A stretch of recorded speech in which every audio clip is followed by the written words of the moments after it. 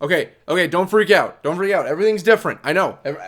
This is Gear Talks. Don't worry. Every Thursday, I try. Don't worry. Don't worry. The world is not ending. It's a different place. I'm doing a Gear Talk. We're safe. We're fine. Everyone's together. You know, COVID's still running amok in the world. Oops, I said the no word, but we're okay. We're fine. You and me, all of us, we're okay. Our collective stuff is fine. It's me, Cody, with another Gear Talk. We're here. We're fine. All right. Anyway, getting that out of the way, as you can tell, lot different setup. I'm not going to do the camera angle like this for long. I have this standing on top of a squirt bottle. I got a ring light, like if I can get into camera. See, I got a ring light, but hooking it up is really not fun to do, and it makes me look weird, especially since I don't have much room right now and I'm moving things. So anyway, this is temporary, don't worry. So you saw the description. Today, I want to talk about the relationship we have between Lieutenant Kim and General RAAM. Now, the reason I want to talk about that, if you've been a fan of the channel and you've been looking at the Gear Talks before, you saw I did a Marcus and Hoffman video, the relationships in Gears of War, which there are relationships that need to be discussed and talked about because they're very deep and personal sometimes to the characters. And I understand right now with Operation 5 that just came out, Gears Tactics is now a console. And don't worry, I'm playing that. This is right next to my TV. I'm playing Gears Tactics literally as we speak while I'm getting this done and while I'm editing. But I really wanted to talk about this relationship and the things that go on in Gears of War because right now I have a huge list of things that need to be talked about. I understand there's a bunch more things that are relevant, but I just need to work through this list and get the stuff that I've been wanting to talk about out of the way. So don't worry, we're going to be talking about a bunch of other stuff that comes up, a bunch of things that are going on. Don't worry, we're going to get to it. Just bear with me. I just want to talk about this quick because this is an interesting topic and I hope you enjoy it too. So let's get to speaking about it. Let's talk about Lieutenant Kim and General RAAM, shall we? Now, to start off this video, these two, this is the first time and one of the only times you ever get a real conversation talking about someone who is Locust and the other person who is human, with a relationship with how they feel. Not a romantic relationship. No, trust me, those are different videos. No, this relationship is pure straight hate. Neither of these two characters actually care for one another at all. It's a straight up dogfight whenever they come across each other. And there's only 2 times that these two have ever come across each other. The first time was pretty much a win for Zeta Squad, a win for Kim, but kind of sort of not really. The second time, RAAM straight up just kills the guy. That's not a spoiler. That's probably the most this stuff is real moment in Gears when you first see it happen. No, these two straight up have a blood-boiling hatred and feud with one another, and they only meet twice. And I'm going to talk about what happens, obviously, in the RAAM Shadow DLC, because that's where a lot of this happens. But I'm going to talk about the original Gears of War and the Ultimate that happens, because the events still happen, but with the remastering and everything, there are things that are different. There are things that are very different once you have the context for the two histories that's going on. So to start off, the history begins in Lima. Now, it says in the game shortly after E-Day, but later on it's shown once you look into things, you look into dates and everything. This takes place, I thought it was 10 years after, but it's 9 years after E-Day. At this point, Kim is already a thing. Originally, he was a corporal, and I didn't really know how high up a lieutenant was until I looked into it. Yeah, at this point, he's a lieutenant, and the lieutenant rank is very, very high. I did not know how high lieutenant was, but it's a high rank to have. Now, we end up learning that Kim has been in charge. He's in charge of Zeta. For how long, we don't know, but he's in charge. He's got Barrick on the squad. He has Ty probably being a much more seasoned veteran than Kim is, because we know Kim was around for E-Day, which means he was probably around for some of the Pendulum Wars. If not, he joined in right after or something. But we also have Valera. Valera will be coming up again very soon. Valera plays a key role in a lot of this. Valera is actually the older brother of a Gear I believe we end up having die in the first game. I can't remember off the top of my head, but I'll look into it. I believe he dies in the first game we hear about. Anyway, at this point we're introduced to them, and we understand that they're evacuating Lima because of a Krill storm that's coming through. Now, the Krill, not fun to deal with at all. We deal with them here in Gears of War 1, and that's really about it. Also, they're mentioned in Judgment, but they don't play a real big role. Anyway, continuing on. So, you have it where they're leading through and they're evacuating the city. Unbeknownst to them, well, it becomes very prevalent to them very soon, the Locust now attack. They're the ones causing the Krillstorm. They're the ones inking the skies. It's about to happen. They're fully in charge of this. This isn't just something that's happening. No, this is a major operation that's happening. And this major operation is being led by General RAAM himself. 9 years after E-Day, obviously he's still general. He got his general position right before E-Day happened. RAAM is now here. RAAM is in the city of Lima. The highest ranking Locust currently, aside from Queen Mira, is here right now in the city. And Zeta Squad is one of the only squads left. And Zeta sticks around till the very end. Right up until the very end, Zeta's there. Zeta's the last squad to get out of there. So it is, in this city, this full-on city is pretty much a battleground between the Locusts that are coming in with RAAM and Zeta just trying to make it through and get the last of the evacuees. Pretty much from the orphanage, and that's where we end up with Jace. Don't worry, I'll talk a little bit about Jace, but not too much. This is about Kim and RAAM. Now, the premise for RAAM's Shadow, the entire time, throughout the entire city, the entire section of everyone going through, the evacuation that's going on, and RAAM trying to ink the skies. They're doing their own two separate things. They're not purposely trying to come in contact. Throughout the entire game, RAAM's Shadow literally means they are in the shadow of RAAM the entire time. And it's vice versa too. Now and then, RAAM is right behind them with what they're doing. Now and then, they're right behind what RAAM already went through and did. RAAM's just trailing through and just creating a path of destruction. And now and then, they come across it. Now and then, you're going through with Zeta and you come across the fortifications that RAAM is going to break through. It's literally a game of not even cat and mouse. I don't think that's the right way to put this. It's more of a game of, it's like a game of tag and you have no clue that you're it or you're going to get tagged and you're just bouncing away from one another. Never once do they come in direct contact with each other until the very end of the DLC, the very end of RAAM's Shadow, they finally come in contact. And during all of this, it's openly known at some point, I believe, that Kilo knows that RAAM's in the city. They figure out, no, General RAAM is here. He's leading this attack. He has his elite Therons with him. This is this is a major operation. We'll die if we just try and go face to face with him right now. We're dead. We're screwed. We're here to get the civilians out and we're getting out of here. That's what their goal is. And Kim fully knows that. Kim is because Kim does want to get out of here. He's not sitting here okay, we're going to plan out how to get RAAM. No. Everyone's in agreement. We need to get these guys and get out of here. That's it. That's all we're doing. We're getting out of here. Now, at the very end of the game, at this point, by the ending of it, before we get to the orphanage itself where the paths collide, they do have run-ins with RAAM's elite guard. At this point, the elite guard is being taken on, so you can already tell, hey, RAAM's close. Whoa. Let's hold it right there. This is post-video editing Cody jumping in right now. Alright, clearing some stuff up quick because I realized that I goofed right here. Alright, so here's the thing. RAAM already made his presence known when they got to the orphanage. He already killed Valera. Valera's gone. Now, understand, after that, then they start dealing with his own personal elite Therons, and then after that's done, they end up back at the orphanage where they take on RAAM and they take care of business with him. Alrighty, that's me right now. See you guys later. Ooh, editing me out. These are his elite Therons. Obviously, these are the Therons he leads personally. We're getting close. The guy's near somewhere. We don't know where he is, but he's here. And it comes to the point where they do come in contact. And at first, it ends up just like how Gears of War was, if you think about it. He ends up walking right down the street. The first person he's got in his eyes is Jace. He grabs the boy, and he's holding him by his neck, ready to kill him. Just straight up. You know the way he does it. But Jace is pretty lively. He's throwing kicks. He's throwing everything he's got to stay alive. Valera comes in. And to be fair, Valera comes in with the chainsaw bayonet. And give her credit, she gets a decent shot off on RAAM. Nothing that'll actually hurt RAAM, but if you look at it compared to everyone else during that fight for one person on another, she probably did the most single person to single person damage to the guy. She takes the chainsaw bayonet right into his chest, and you can see RAAM going back. He's not hurt, but he's getting an impact from it. And just as always, here, I'll give you a better angle. Goes in, right in through the chest. Valera's dead. Valera's gone. There's nothing left. She's fully dead. She just got fully impaled.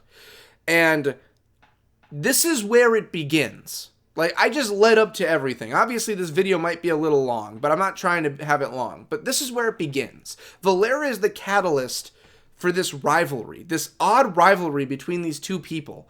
Obviously, RAAM and Kim, it's weird how their relationship ends up, because Valera gets pretty much just stuck like a pig, and at this point, Kim sees it. Kim goes into a rage because Kim is a very by-the-book guy. One of his squad mates just died. He's not a big fan of that.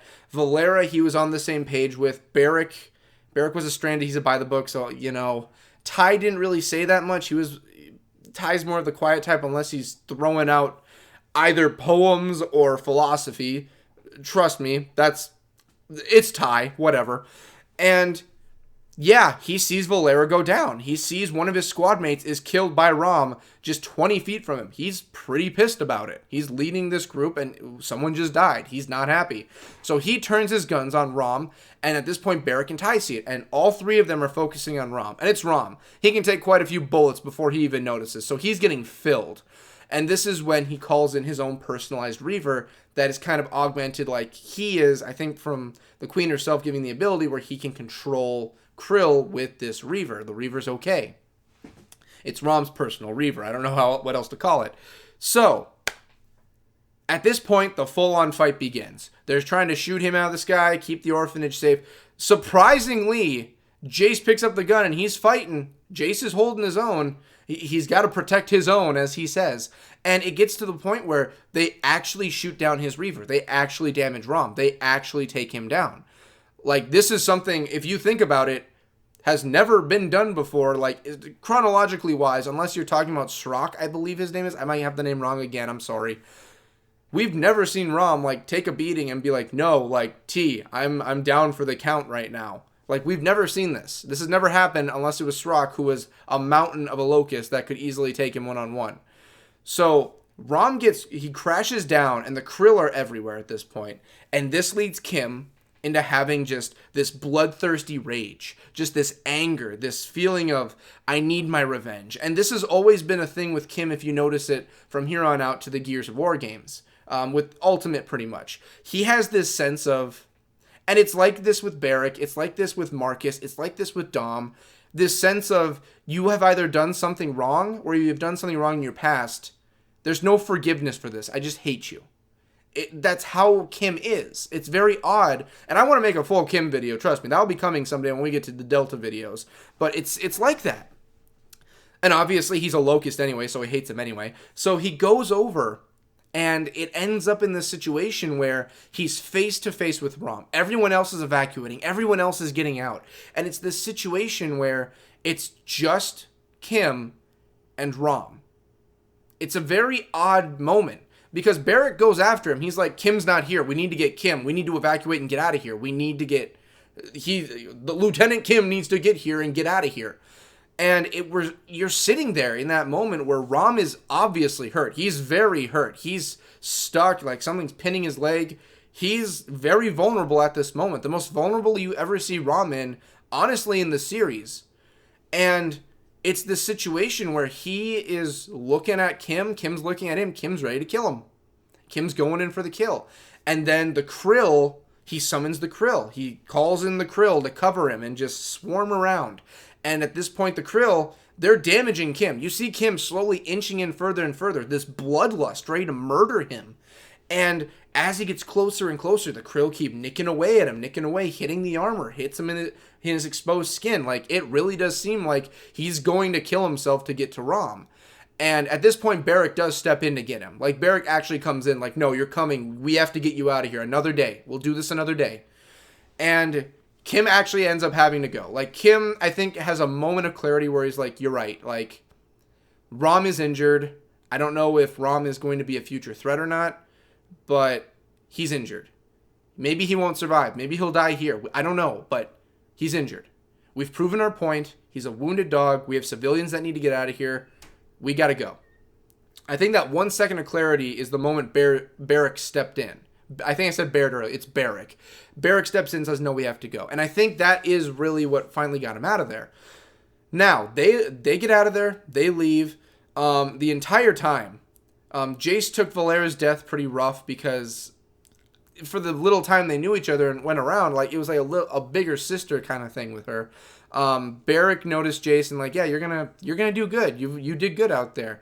Kim, you can kind of see it just in like the way his aura he lets off. Like, he's not happy. He leaves with the idea of like, Valera's dead. I could have killed RAAM. All of this has just gone to horseshit. Yeah, we saved the civilians, big whoop-de-doo, but we didn't take him out.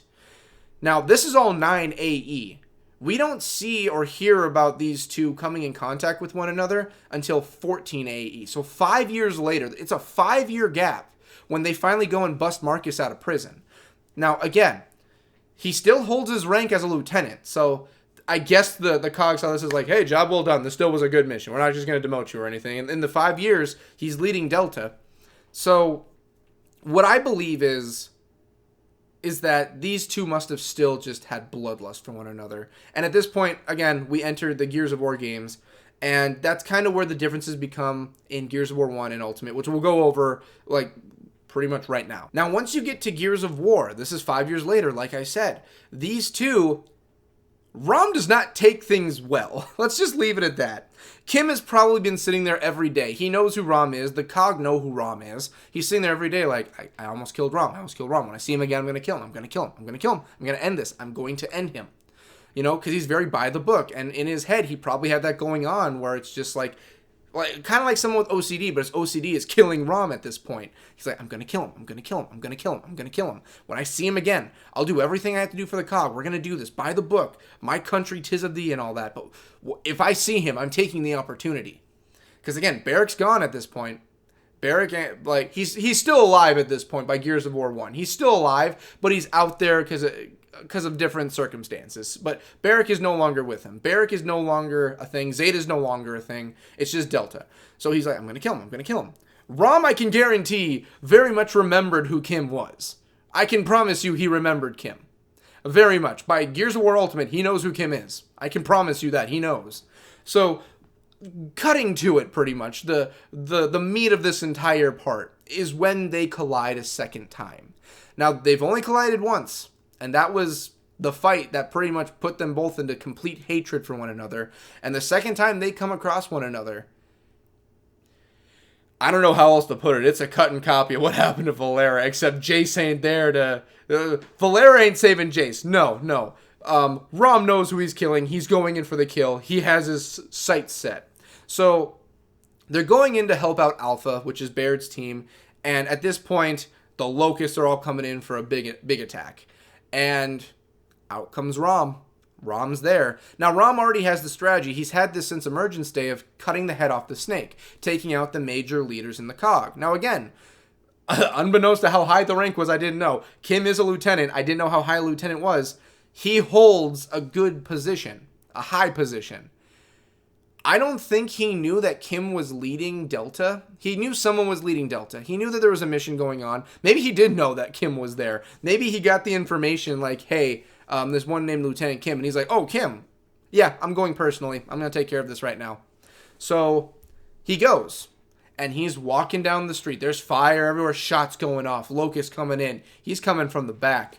Kim does not see this coming. Kim does not know he's coming in the original. In the original... Kim turns around. He gets throttled by RAAM pretty quick. Picked up. And it's famous RAAM. Gets picked up. And just in it goes. Just stabs him right through. Throws him down. And he takes a look over. And he's ready for Marcus next.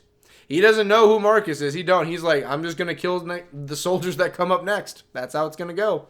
So, that's the original. It's very cut and dry. Kim just gets killed. Like, oh my god, who is this big thing? I think he gets decked, picked up, then stabbed. In the Ultimate Edition. Now, this is where the climax really happens. This is where the feeling of these two coming across one another happens. RAAM still sneaks up on him. He comes from behind. But Kim turns around pretty quick. He notices something's behind him. He knows. Something's there. He doesn't know it's RAAM, but he knows there's something. He turns around and he sees RAAM. He knows it's RAAM. He fully knows. That's been burned into his skull for 5 years. So he goes. And he actually tries to take on RAAM. He goes in with his bayonet lancer. He goes right... I'm holding it wrong. This isn't how you hold a bayonet. It would be... Yeah, this is how you would do it. He goes in. RAAM already knows what's going down here. He already knows how it goes. Hand out. He bare hands a chainsaw bayonet. Grabs it and chucks it to the side. And he grabs onto Kim and throws him up. Again, I think he throttles him again. And he pulls him up. And it's hard to watch, honestly. Like, if you don't know what's happening, it's hard. If you know what's happening, it's hard because they change it up a bit. He puts the knife right in him, just like Valera. But he does not stop there. After it's in, he just looks him in the eye and just goes deeper in for a second push. He fully impales Kim. He's done with Kim. He just destroys Kim. And it's by far, it's hard to watch with that second go what he does. He's in and he just deeper in.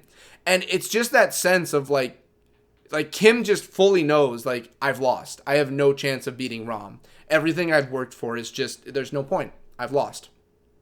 There's no reason to try and take him on. He has me every way I can think of. He's fully healed. He's 100% fine. He has the same knife he killed Valera with. He is only taking me on. I don't have my squad that knows I'm fighting him right now. Because Marcus and them didn't know he was fighting RAAM until they saw the aftermath of that one. Marcus saw him getting stabbed and everything, but it was only Marcus seeing this. And Marcus wasn't awe at this. He's like, what the hell?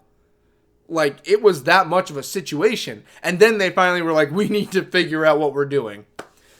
But yeah, it was the ending of this story of just blood hatred between these two. And of course, RAAM, he must have been in complete ecstasy at the time. He must have been sitting there like, oh my God, I have waited 5 years. I have waited 5 years to just gut you, just to see your life drain from your eyes. And they are face to face. He's looking him in the eyes while he kills him. They're looking right eye to eye. They're looking.